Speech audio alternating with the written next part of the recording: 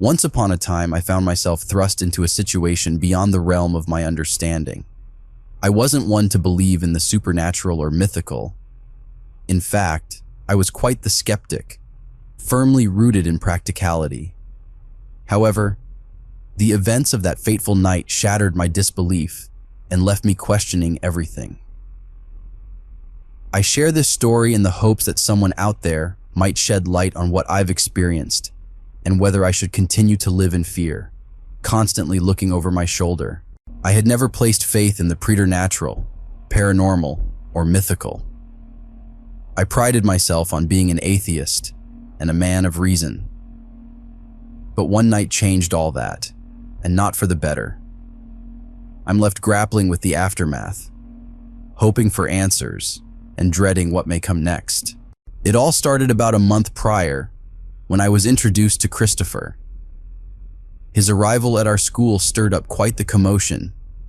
Easton, where I worked, had earned a dismal reputation as the place where parents dumped developmentally disabled kids they couldn't handle. Despite the stigma, our boarding school was well equipped, hosting around 500 youth between the ages of 9 and 22, focusing on functional skills rather than academics. My role was supervising the second shift at B Wing, notorious for housing the most behavioral students. This 10-story building boasted top-notch facilities, ensuring minimal need for students to leave. But Christopher's arrival added a new layer of unease.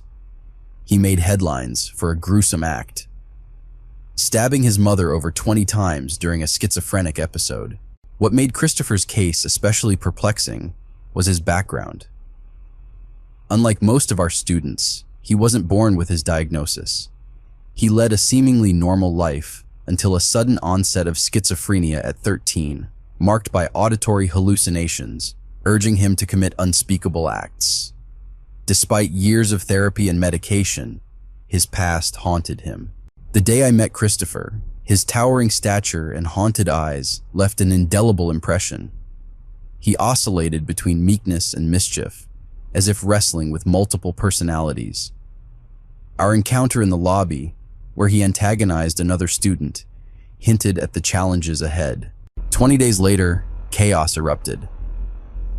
Christopher attacked a fellow resident, his eyes ablaze with a darkness I couldn't comprehend. Desperate to contain the situation, I confronted him, invoking his full name to ward off the malevolent presence known as Topaz. But as I locked eyes with Christopher, I sensed something unnatural lurking beneath the surface. Then came the unthinkable. Christopher, propelled by an otherworldly force, leaped from a 10th-story window. I watched in horror as his body defied gravity, morphing into a grotesque form with wings of human skin.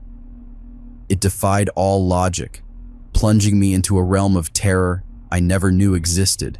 Now, haunted by that nightmarish encounter, I document my experience, seeking answers and bracing for the inevitable return of Topaz. If anyone can shed light on what lurks in the shadows, please reach out. My sanity depends on it.